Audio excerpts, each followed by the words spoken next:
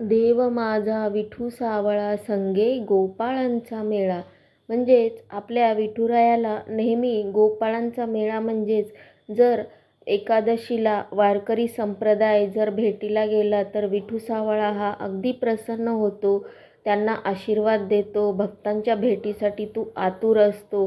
कधी एकादशीला माझे भक्त माझ्या भेटीला येतात.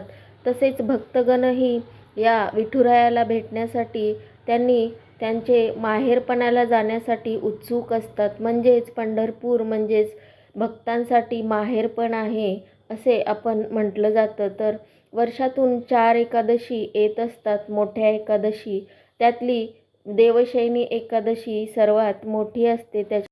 तर या एकादशीचे नेमके महत्त्व काय आहे असे युधिष्ठिराने केशवाला विचारले व आषाढ शुक्ल पक्षातील या एकादशीचे नाव काय आहे हेही विचारले. तर या व्रताची कथा आपण थोडक्यात माहिती जाणून घेऊया. नमस्कार, मी जयश्री आणि तुम्ही पाहताय मुंबईकर मराठी.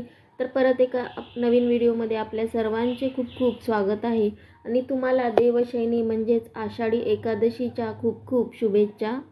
पूर्वी सूर्यवंशांमध्ये मांधाता नावाचा एक राजा होता. तो चक्रवर्ती, सत्य प्रतिज्ञ तसेच प्रतापी होता.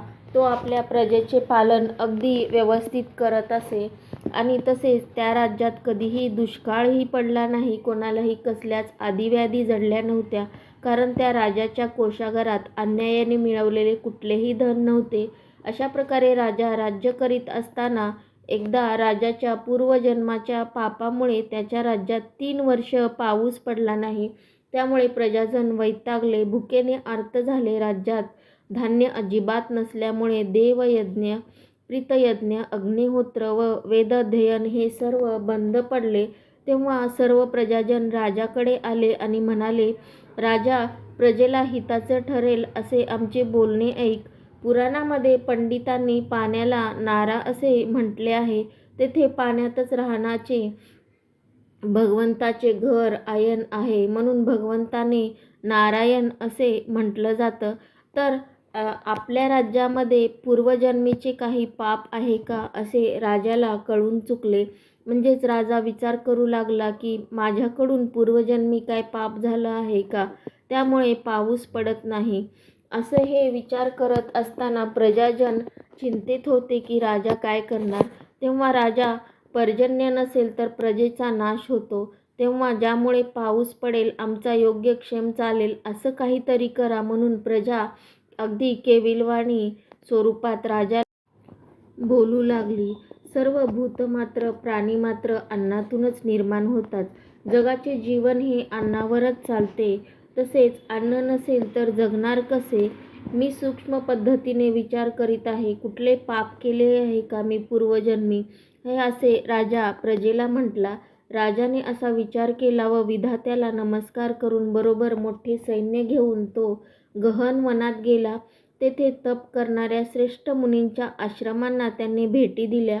त्यावेळी त्याला ब्रह्मदेवाचा मानसपुत्र असलेला अंगिरा ऋषी दिसला. त्याच्या तेजाने दाही दिशा उजळल्या होत्या. तो जणू दुसरा ब्रह्मदेवच आहे की काय असे वाटत राहिले त्यांना.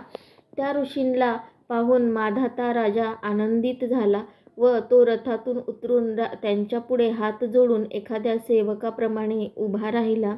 त्या ऋषींनी राजाला आशीर्वाद देऊन त्यांचे अभिनंदन केले व राज्यातील राजा, प्रधान, मित्र, भांडार, देश, किल्ले व सेना यांच्या या राजांच्या 7 अंगाविषयी कुशल विचारले. तेव्हा राजाने स्वतःचे कुशल निवेदन करून ऋषींचे कुशल विचारले. नंतर ऋषींनी राजाला इकडे वनात येण्याचे कारण विचारले. तेव्हा मुनींनी कारण सांगताना राजाला म्हणाले की मुनिश्रेष्ठा, मी स्वधर्माप्रमाणे पृथ्वीचे पालन करीत होतो, तरीही माझ्या राज्यात अन्नावृष्टी का व्हावी याचे कारण मला समजत नाही. माझा संशय नाहीसा व्हावा म्हणून मी आपल्या पायापाशी आलो आहे. तरी प्रजाजनांचा योग्यक्षेम चालेल व त्यांचे समाधान होईल असा उपाय मला सुचवावे. अंगिरा ऋषी म्हणाला, राजा, हे कृतयुग सर्व युगात उत्तम आहे असे म्हणतात. या युगात ब्राह्मण धर्म प्रधान आहे, म्हणजेच धर्माचे 4 चरण संपूर्ण आहेत. या युगात तप करण्याचा धर्म फक्त ब्राह्मणांनाच असतो. तर असे असता राजा तुझ्या राज्यात एक शूद्र तप करीत आहे. करू नये असे काम त्याने केल्यामुळे तुझ्या राज्यात मेघ वर्षत नाही. तू त्या शूद्राचा वध करण्याचा प्रयत्न कर, म्हणजे दोष दूर होईल. राजा म्हणाला, तपश्चर्या करणाऱ्या त्या शूद्राने माझा काहीसा अपराध केलेला नाही. तो निरपराध असताना मी त्याला मारणार कसा? तरी दुष्काळ नाहीसा होण्यासाठी मला एखादा धार्मिक उपाय सांगा. तेव्हा ऋषी म्हणाला, राजा, असे असेल तर तू आषाढ शुक्ल पक्षातील पद्य नावाच्या एकादशीचे व्रत कर. या व्रताच्या प्रभावाने तुझ्या राज्यात निश्चिंतपणे उत्तम सृष्टी होईल. तसेच ही एकादशी सर्व सिद्धी देणारी आहे, सर्व उपद्रवांचा नाश करणारी आहे. राजा, तू आपल्या परिवारासह प्रजननांसह हे एकादशीचे व्रत कर. मुनींचे हे म्हणणे ऐकून राजा घरी परतला व आषाढ महिना आल्यावर त्याने म्हणजेच पद्य एकादशी म्हणजेच देवशयनी एकादशीचे हे व्रत केले व ब्राह्मण, वैश्य, शूद्र या चारी वर्णाच्या प्रजाजनांनाही हे व्रत करण्यास सांगितले. राजा त्या सर्वांचे असे व्रत करताच मेघांनी वर्षा सुरू केली. सर्व पृथ्वी जलाने भरून गेली व थोड्या दिवसातच शेती पिकांनी शोभू लागली. ऋषिकेशाच्या या प्रसादाने सर्व लोकांना सौख्य लाभले.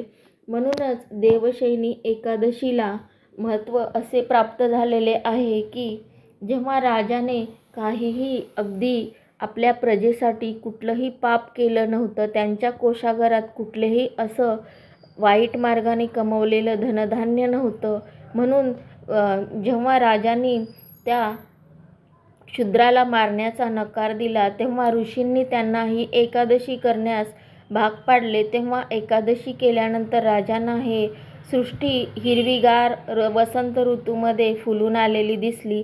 म्हणजेच सगळीकडेच पाऊस बहरला, तसेच शेती पिकली आणि राजांचं आणि प्रजेंचं कल्याण झालं. त्यासोबतच म्हणूनच आपण आपल्या कृषीप्रधान संस्कृतीमध्ये अगदी पूर्वीपारपासून चालत आलेली प्रथा म्हणजे अगदी लहानांपासून मोठ्यांपर्यंत ही एकादशी केली जाते.